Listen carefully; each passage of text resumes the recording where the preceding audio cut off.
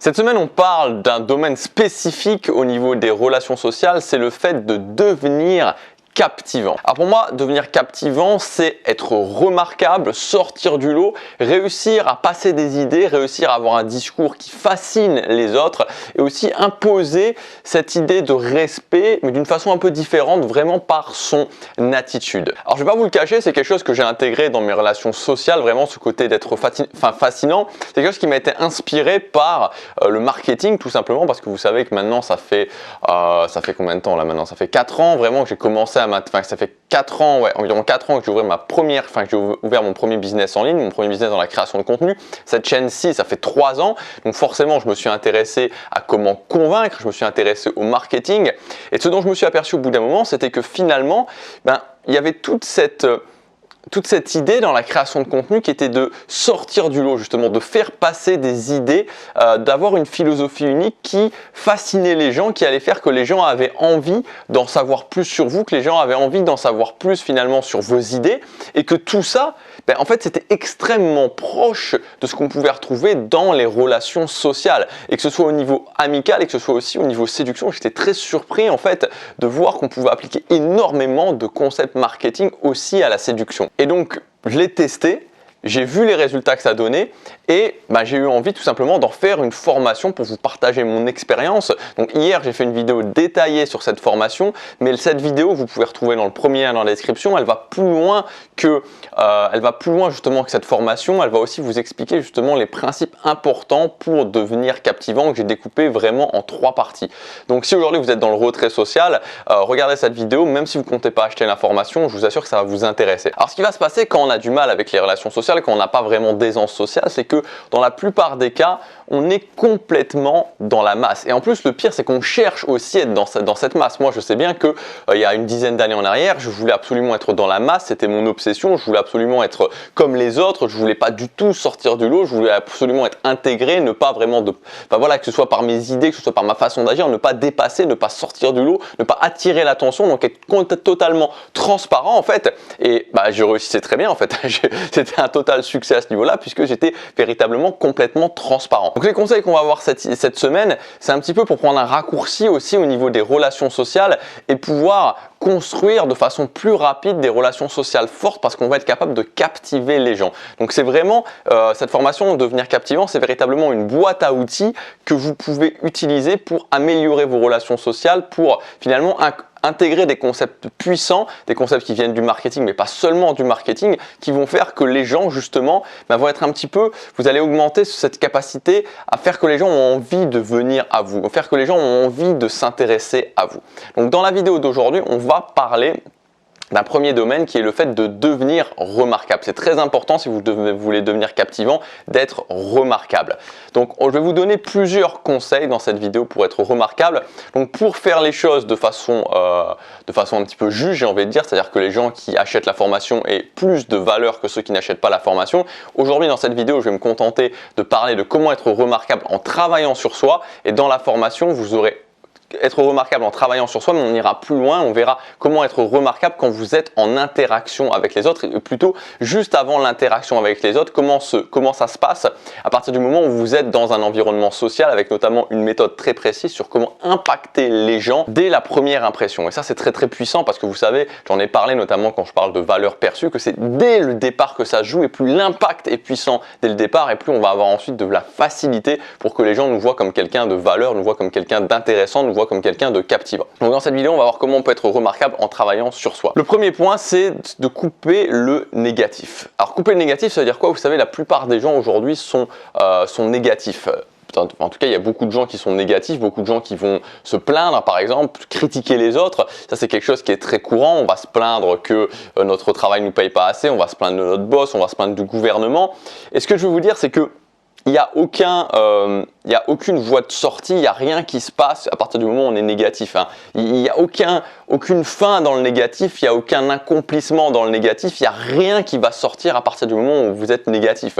C'est souvent ce que j'explique, enfin c'est pas ce que j'explique, non je l'explique pas, mais c'est souvent un petit peu le côté où je suis, presque des fois j'ai envie de plaindre les gens qui laissent des commentaires négatifs en boucle sur YouTube, parce que finalement quand on laisse un commentaire négatif, il se passe rien, quoi, en fait. Au final, il se passe rien. Ça veut juste dire qu'on a un problème dans notre vie, un problème qu'on n'a pas réglé, et c'est juste un petit peu malheureux. Donc l'idée, c'est de couper un maximum le négatif. Et je sais bien que le négatif, c'est quelque chose qui, des fois, ça démange, hein, ça démange de sortir le truc négatif. Là, par exemple, moi, là, vous savez, je suis à Séoul, je vis à Séoul, et il y a quelque chose qui se passe très souvent.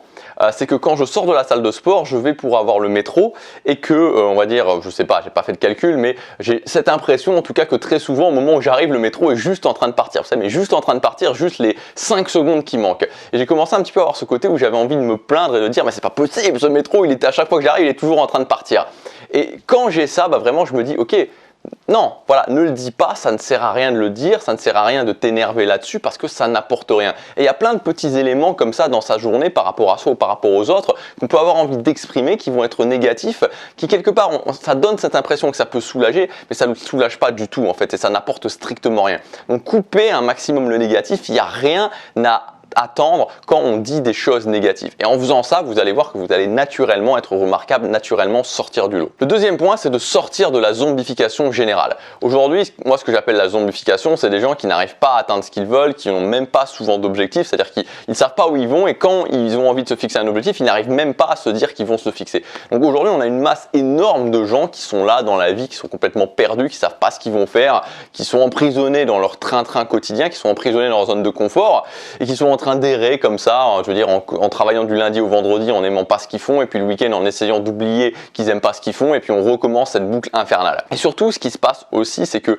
aujourd'hui, les gens ont perdu la puissance de l'engagement. Moi, j'appelle ça l'engagement. Le fait de se dire, ok, je vais décider de faire cette chose-là et quoi qu'il se passe, je vais le faire et je vais tenir. Et je me fous de savoir si c'est fait pour moi, je me fous de savoir ce que me disent les autres, je me fous de savoir si je vais y arriver ou pas. J'ai décidé, je m'engage et je tiens cet engagement. Et ça, cette puissance de l'engagement, c'est un muscle. Hein. Je veux dire, faut pas croire que ça arrive par l'opération divine. Moi, j'étais nul sur le fait de m'engager. Maintenant, je sais que quand je m'engage, je tiens. Et pourquoi? Parce que je l'ai développé. Et c'est un formidable moyen de sortir du lot en travaillant sur soi, c'est de se fixer des objectifs et de travailler la capacité qu'on a à s'engager. Parce qu'en faisant ça, vous allez directement sortir du lot. Il n'y a plus personne qui s'engage. Il n'y a plus personne qui est... Et je ne parle pas de tenir un engagement dans le fait de se dire je vais à un rendez-vous et j'y vais. Je ne parle même pas de ça. Je parle simplement de s'engager par rapport à soi-même et de tenir ses engagements. Il y a plus personne qui est... Enfin, plus personne. Il y a une immense majorité des gens qui sont absolument incapables de faire ça. Incapables de faire ça. Donc si aujourd'hui vous dites ok, je le fais, je m'engage et je tiens quoi qu'il se passe, vous sortez du lot. Le troisième point, c'est de sortir de l'illusion d'être cool. Vous savez, il y a un problème qu'on a et surtout quand on est mal à l'aise socialement, moi j'ai rencontré ce problème, c'est qu'on va se fixer sur des gens qui en apparence ont l'air cool. Et qu'est-ce qu'ils font les gens qui en apparence ont l'air cool? Souvent ils n'ont pas vraiment de structure dans leur journée, souvent ils sortent le soir, souvent ils n'ont pas vraiment de programme et quand il y a un ami qui les appelle, ils vont aller voir cet ami. Vous savez, ils ont un peu ce côté où ouais je suis cool, moi tu sais le soir je me couche tard, le matin je me lève à midi, 12h, enfin voilà, midi, 13h, 14h, ouais j'ai pas vraiment de plan dans ma journée, je fais un petit peu au feeling. Oui, c'est cette vibe, un petit peu le côté où dans notre société on pense que c'est cool. Quand on est comme ça, on est cool finalement, on est quelqu'un de haute valeur, on est quelqu'un que les autres admirent, qu'on a envie d'être comme ça. Cette vibe, elle est vraiment extrêmement mauvaise et en plus elle est extrêmement fausse. C'est pas parce que, je veux dire, ce qu'il faut, c'est pas parce que si vous voulez, moi ce que j'ai fini par comprendre, c'est pas parce qu'on n'a pas d'organisation, c'est pas parce que on improvise sa journée, c'est pas parce que on va sortir et boire le soir, c'est pas parce qu'on va se lever à midi qu'on est cool. C'est pas ça qui fait qu'on est cool, c'est pas ça qui fait qu'on a de l'aisance sociale. Ce qui fait qu'on a de l'aisance sociale, c'est des capacités qui n'ont rien à voir avec ça. Donc si vous voulez, vous pouvez tout à fait être cool comme ces gens-là, avoir de l'aisance sociale comme ces gens-là, être intégré socialement comme ces gens-là, en enlevant toute la merde qui vous sert strictement à rien et qui va simplement vous empêcher d'atteindre vos objectifs. Je fais un petit parallèle avec la séduction.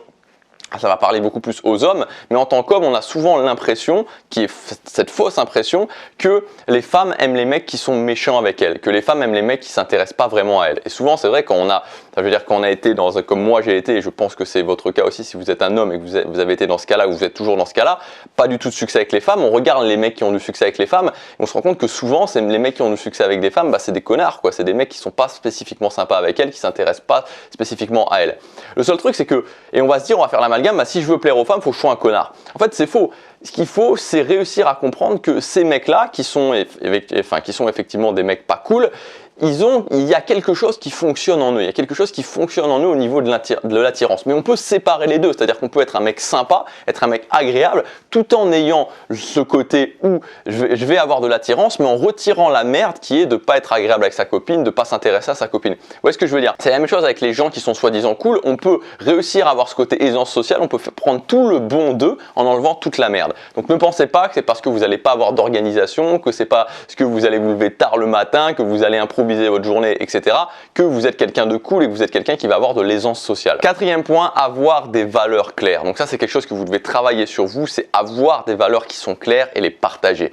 Donc qu'est-ce que ça veut dire? Par exemple, moi j'ai une valeur qui est claire, c'est la valeur du travail. Voilà, il y a personne qui me fera changer d'avis sur le fait que avant d'être efficace, avant d'essayer de gagner du temps et toutes ces choses-là, il faut être dans la capacité à travailler. Ça ne veut pas dire que, je veux dire, les gens qui parlent d'efficacité font tout le temps cet amalgame-là en disant que si je travaille beaucoup, c'est que je ne suis pas efficace. Mais non, je suis désolé, c'est-à-dire que moi je travaille beaucoup et pourtant, en tout cas, j'estime être efficace. C'est-à-dire, on peut se dire, je vais faire un truc beaucoup et je vais le faire bien, il n'y a pas de souci, il n'y a rien qui garantit. Alors on va vous parler justement de ça, c'est-à-dire que, ce côté efficacité, on va vous le dire en disant, on ne se concentre pas sur les tâches qui sont essentielles, on peut tout à fait se concentrer sur les tâches essentielles et les faire beaucoup. Et le deuxième point, on va vous dire, on n'est pas focus, on n'est pas concentré quand on travaille 2-3 heures. C'est faux. Moi, je peux vous dire très honnêtement, il y a des jours où sur une activité, je vais travailler 1 heure et je vais pas être du tout focus. Et il y a des jours où je vais travailler 3-4 heures et je vais être extrêmement focus. Donc, le temps qu'on passe sur une activité n'a strictement rien à voir avec le fait d'être focus ou pas. Il faut savoir certaines règles de base, faire des pauses, etc. Bon, bref, c'est pas le sujet. Mais moi, voilà, en gros, une de mes valeurs principales, c'est le fait que, voilà, le travail paye. Et je vais le partager. Une autre de mes valeurs, c'est le fait que, ok, je vais pas passer ma vie à faire un job que j'aime pas. Voilà, il y a personne qui va me faire passer ma vie à faire un job que j'aime pas. Et je me suis battu, je me bats toujours. Et si demain mon business s'écroule, je me battrai encore pour faire un job que j'aime.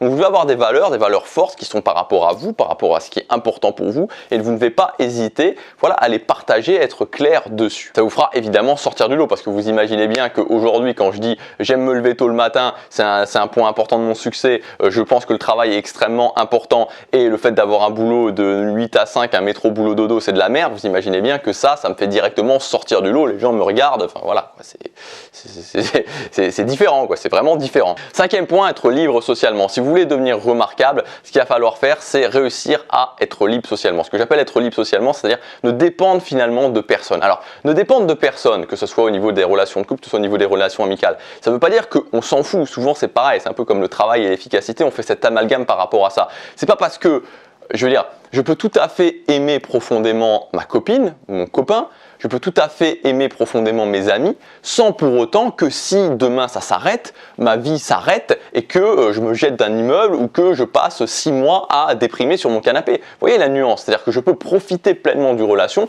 ne pas avoir envie même que ça s'arrête, en étant clair sur le fait que si jamais ça devait s'arrêter, ça va, ma vie continuerait, ça va aller et je pourrais retrouver une autre relation. Donc ça se passe par vos propres capacités, c'est-à-dire développer ces capacités relationnelles pour savoir que si à un moment donné dans mon cercle social ça va plus, les gens je suis plus connecté à eux parce que moi j'ai évolué ou que eux ils ont évolué, je vais retrouver un autre cercle social avec qui je me sens connecté. Et si demain avec ma relation de couple ça va plus, voilà, je vais retrouver une autre relation de couple. Ça sera pas forcément facile, je vais pas adorer ça, mais je vais pouvoir le faire. Donc tout ça, ça passe par vos capacités. À partir du moment où vous êtes libre socialement, vous savez que vous avez suffisamment de capacités sociales pour pouvoir faire en sorte de vous retrouver quelque chose qui va vous convenir, vous devenez remarquable parce que ça va se sentir, ça va émaner de vous. Et enfin, le dernier point, un de mes points préférés en plus parce qu'on peut le mettre en place assez rapidement, c'est la capacité à résister à la pression sociale. Quand vous démontrez par rapport à une personne, 2 personnes, par rapport à un groupe que vous êtes capable de faire des choses en termes de pression sociale que eux ne sont pas capables de faire, à ce moment-là, directement, vous devenez remarquable. Donc ça, c'est quelque chose qui se travaille et justement dans la formation, j'ai intégré ce que j'appelle des déclencheurs de pression sociale. Donc je vous ai sélectionné des choses que vous pouvez faire, que vous pouvez démontrer, qui semblent parfois compliquées, mais qui ne sont pas si compliquées que ça et qui vont vraiment démontrer une haute valeur au niveau de la résistance à la pression sociale et qui vont vous faire devenir remarquable. Voilà, donc si vous voulez aller plus loin, si vous voulez commencer directement à travailler sur le fait de devenir captivant, être remarquable, avoir un discours fascinant, réussir à imposer le respect par son attitude, on peut commencer maintenant, on peut commencer immédiatement avec la formation de devenir captivant. Vous avez toutes les informations dans le premier lien dans la description.